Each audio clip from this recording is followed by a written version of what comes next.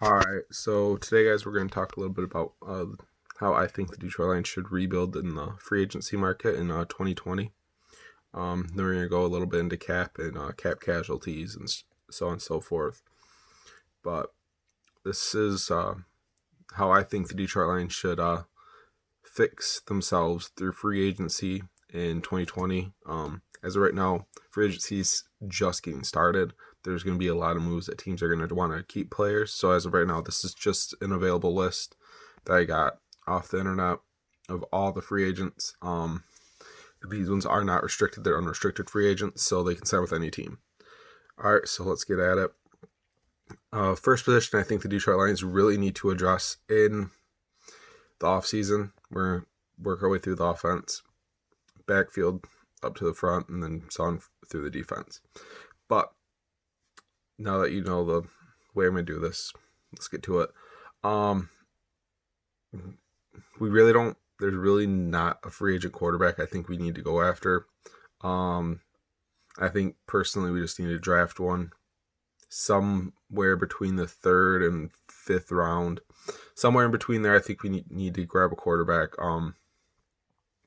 But anyway, the next position would be running back.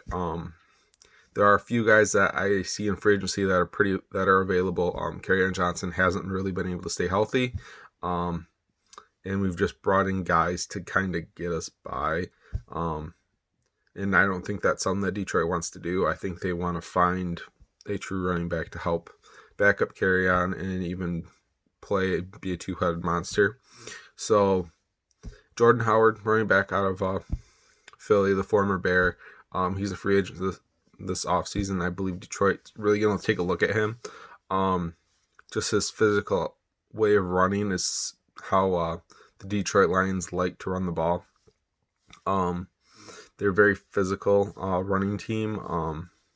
Although they do need a change of pace guy, I just think Jordan Howard is kind of that guy that's going to come in with his veteran status and kind of help Kerryon Johnson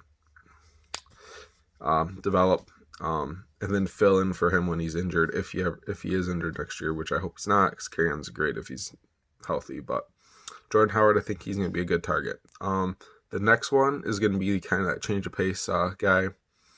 That's a free agent running back, and that's Chris Thompson. Chris Thompson reminds me a lot of what Theo Riddick did in Detroit, and that's catch the balls out of the backfield, and then come in and second down situations and kind of just give that change of pace. He has great field vision,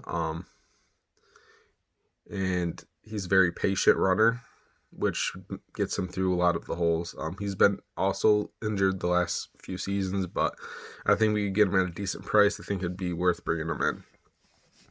Moving on to the next position where I think the Detroit Lions are really going to target this offseason is the offensive line, and in particular the offensive tackle position, because I think the Lions have a decent guards and centers. So I think bringing in a younger offensive tackle that's in free agency right now, actually playing in the playoffs this weekend, and that's Jack Conklin, the offensive tackle at Tennessee. Tennessee has a lot of free agents.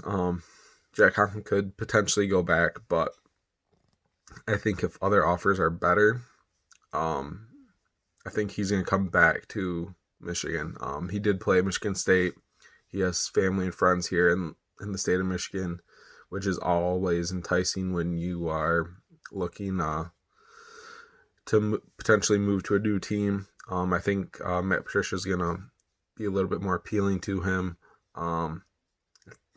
I just think Jack Conklin might like the atmosphere in Detroit a little bit better than he does in Tennessee. Moving on is going to be the most crucial position in free agency for us, and that's defensive end. We need another pass rusher. And this guy was on there. There's a couple others that I'll mention after, but Yannick Ngakoue, the defensive end out of Jacksonville, I probably slaughtered his name, but this kid is pure raw talent. He is amazing. high motor, very positive attitude, a great role model. He's just everything. Him and Trey Flowers on the edge would be just devastating. Devastating. Another one that I've read a lot about is Arik Armstead from San Francisco. That would be another. I would love to see him in Detroit, but I just don't think San Francisco is ready to let go of any of their defensive players. So that's where I have him there. And then another very crucial thing for us is an inside linebacker. Jarrad Davis is very criticized, but that's a lot due to his draft position. He was, as I said in a previous video in my mock draft, that he's a better outside linebacker fit than he is inside. And I think Danny Trevathan, the former Bear, he fits our scheme in the 3-4 as the only inside linebacker that we're probably going to need. And then you can have Jarrad Davis as well, but I think Danny Trevathan is just a better fit overall. Excellent ball skills, can find the ball wherever it is on the field. Excellent recovery speed if he gets beat. He can cover tight ends when needed. And his blitzing ability is just, it's amazing. I actually really love Danny Trevathan. Now to the next position in the defensive area where I think we need to be fixed is corner. Darius Slay is really, him and Justin Coleman are really the only two corners that we have that are worth keeping, in my opinion. And there's been ties to a couple of these guys I've read, but a couple are just on here just because I seen their name and I figured they'd be a good fit. The first guy that we all know had ties during trade rumors, and that's Chris Harris. Chris Harris is a free agent. I think he's going to possibly come in and play opposite of Darius Big Play Slay, but I think that'd be a great fit. Him and Darius Slay are actually really good friends. They have a similar play style, and I think that would be a good fit for him. Some others that I seen were available that if we can't get Chris Harris would be great compensatory pickups, and that would be Bradley Roby, the former Ohio State guy. Bradley Roby plays at a high level, very lengthy. Eli Apple as well.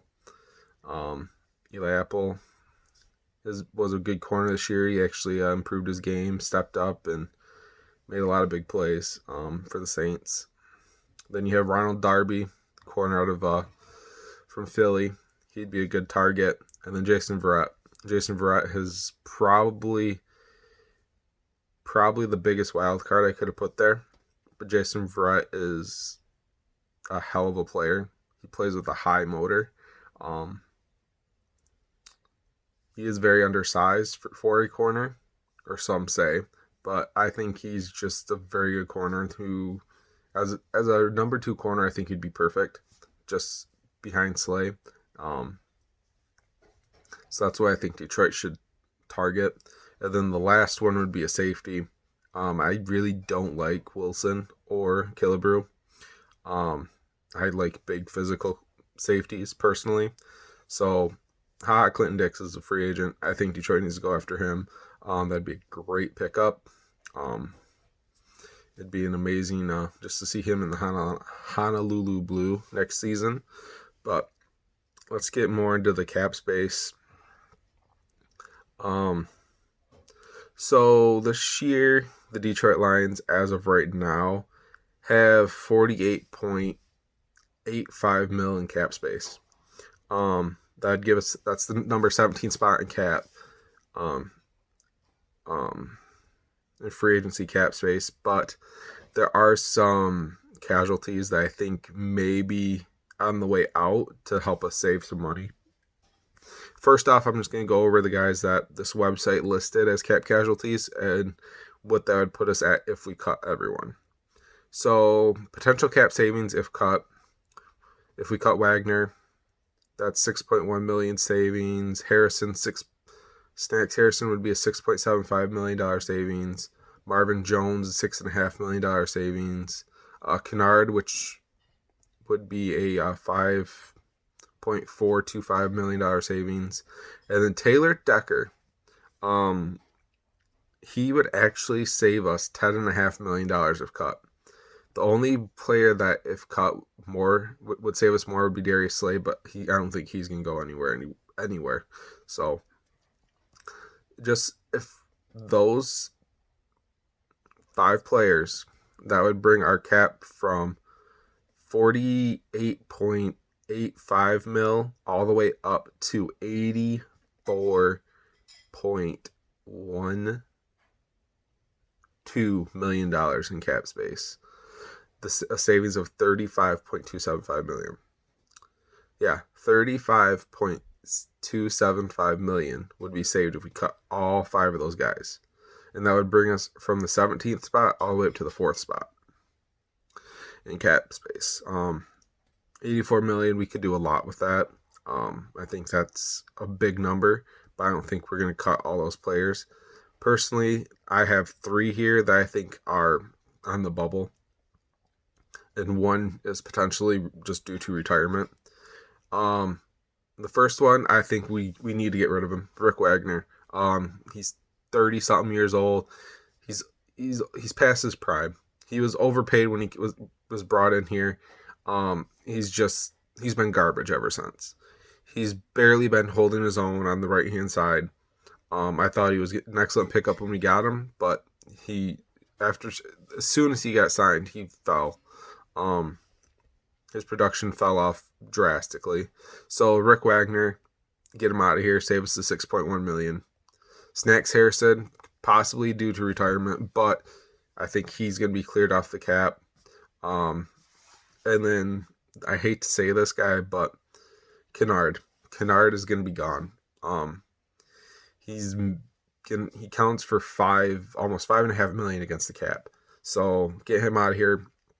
And just those 3 guys, we saved $18.3 million off the cap, which brings our cap total from that 48 all the way up to 67.1 mil, which actually puts us in the number 6 spot for cap space.